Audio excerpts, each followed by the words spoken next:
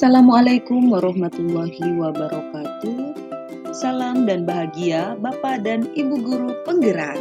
Saya Indra Wahyuni dari SMP Negeri 1 Tanjung Palas Utara, CGP Angkatan 9 Kabupaten Bulungan.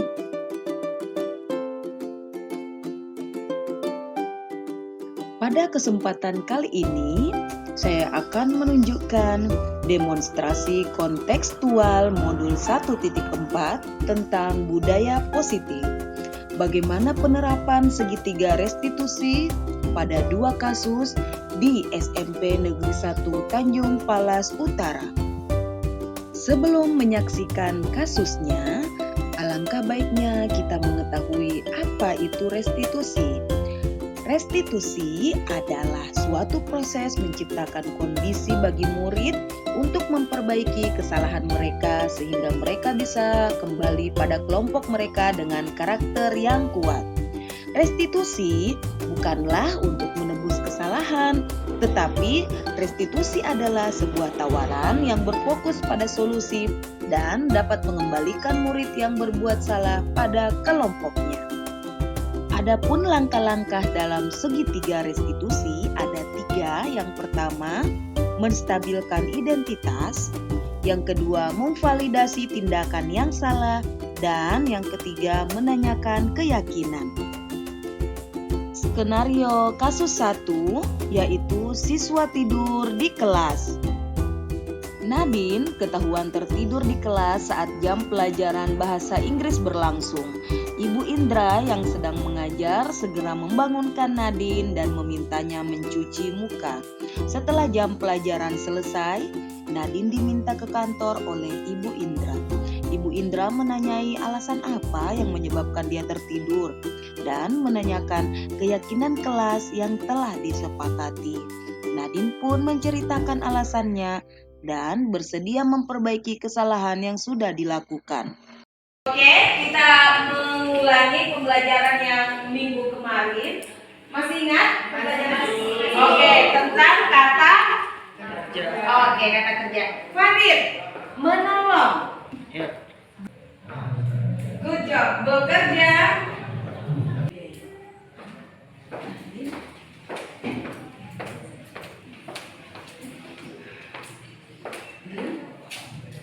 Sejak kapan dia tidur?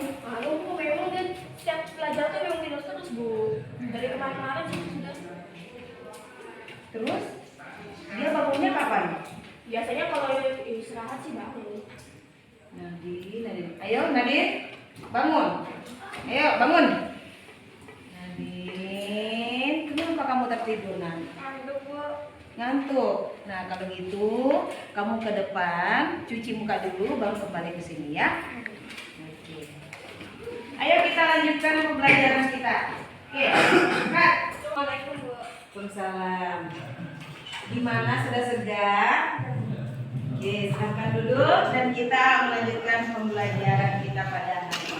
Nadine, nanti di jam setelah pembelajaran ibu kan istirahat. Kamu nanti menghadap ibu di kantor ya, Nak ya? Oke. Nadine, kelihatannya tadi kamu tidurnya pulas sekali, Nak. Iya, Bu, soalnya saya mengantuk, apalagi cuacanya hujan-hujan kayak gini, Bu. Tapi tidur pada saat jam pelajaran itu apakah betul atau salah? Salah, Bu. Salah. Nah, memang Nak, tidur itu adalah suatu hal kebutuhan dari manusia yang paling kita butuhkan. Paling penting untuk menjaga metabolisme tubuh dan juga untuk kesehatan. Tapi tidur pada saat jam pelajaran itu tidak Benar. betul. Apakah tidur di jam pelajaran itu sudah sesuai keyakinan kelas yang Nadine buat? Enggak, Bu. Enggak. Kalau begitu, apa keyakinan kelas yang Nadine langgar? Belajar dengan fokus, Bu. Nah, belajar dengan fokus. Tadi Nadine ngapain? Tidur, Bu. Tidur.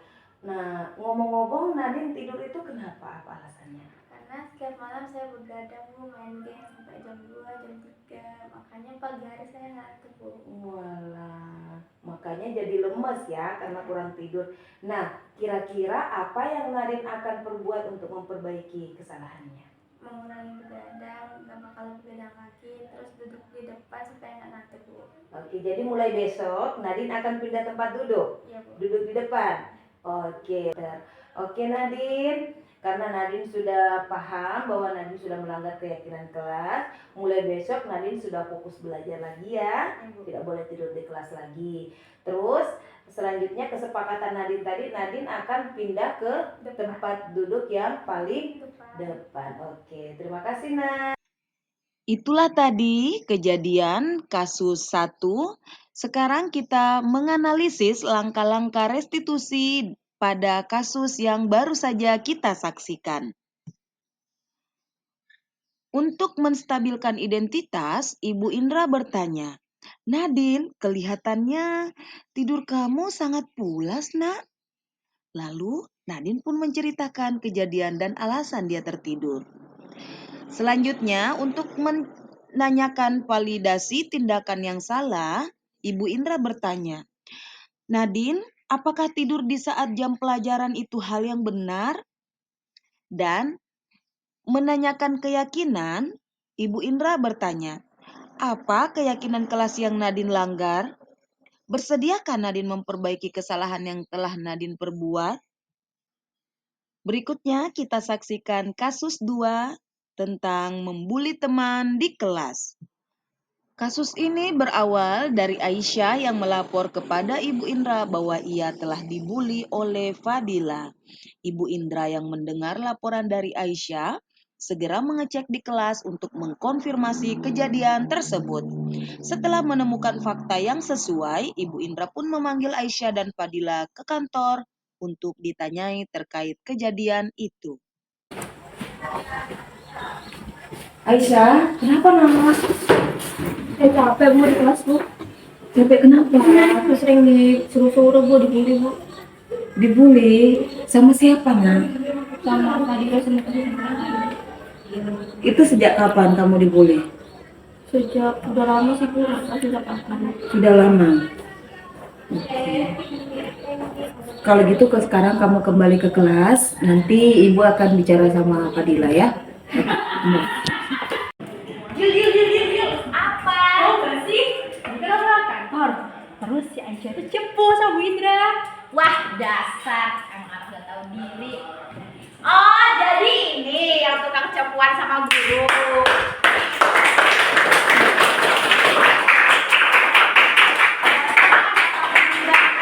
Kita lah berteman sama kamu itu udah bersyukur banget, harusnya kamu malah cepuan ke guru.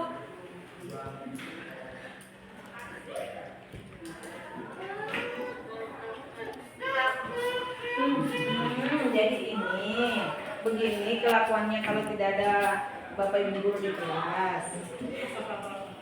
Fadila sama Aisyah ikut ibu ke kantor sekarang. Ayo. Fadila, ada apa? Kenapa kelihatannya kamu marah betul kepada Aisyah? Saya marah lah Bu, orang tiba-tiba dia ngaparin saya ke ibu. Saya kan nggak tahu salah saya apa. Memang kesalahan itu manusiawi. Tadi Aisyah sudah sejak kapan dibully sama Fadila? Sudah lama sih, Bu. Sudah lama. Kenapa baru dilaporkan ke ibu sekarang, Nak? Saya nggak berani, Bu. Mereka lu banyak, Bu. Saya cuma satu orang. Ibu sekarang mau tanya, apakah membuli Aisyah itu adalah tindakan yang benar atau salah, Nak? Enggak Bu. Salah. Nah, apakah itu sudah sesuai dengan keyakinan kelas yang kita sudah sepakati? Enggak Bu. Enggak. Memang apa keyakinan kelas kita? Saling menghargai dan menghormati sama teman Bu. Oke. Apakah itu suatu tindakan menghormati dan menghargai? Enggak Bu. Enggak. Nah, apakah kamu bersedia memperbaiki kesalahanmu, Nak? Ya Bu. Bersedia. Oke, bersedia. Oke. Aisyah, hal apa yang harus dilakukan Fadila supaya dia bisa memperbaiki kesalahannya kepada kamu? Memperlakukan saya seperti teman yang lainnya, Bu. Tidak mengucilkan saya pas kerja kelompok, mengajak saya kerja kelompok. Oke. Jadi tidak dikucilkan, jangan memperlakukan dia berbeda. Kasih sama, samakan ya, yang adil. Oke. Kamu merasa salah dengan dia? Ya Bu. Nah, kalau salah harus Minta maaf. Oke, sekarang minta maaf dulu sama Aisyah. Ayo, berpelukan. tahan dulu di situ. Aisyah, aku minta maaf ya. Ya. Nah, bukan. Apa yang harus Fadila lakukan? Ibu tanya lagi. Menghargai Aisyah kayak teman-teman yang lainnya, Bu. Oke. Terus keyakinan kelas yang harus Fadila lakukan apa? Menghargai dan menghormati. Menghargai dan menghormati sesama teman. Jadi tidak boleh ada yang dikucilkan. Mulai kapan Fadila melakukannya? Mulai besok, Bu. Oke, mulai besok ya Ibu akan lihat. Oke nak, cukup. Mudah-mudahan ini adalah kejadian yang terakhir kalinya. Tidak akan terulang lagi ya. Oke, terima kasih. Setelah menyaksikan kasus 2 tadi, marilah kita mengidentifikasi langkah-langkah restitusi pada kejadian tersebut.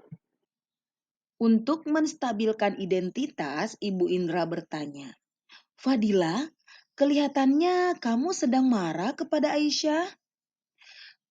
Nah, membuat kesalahan adalah hal yang manusiawi.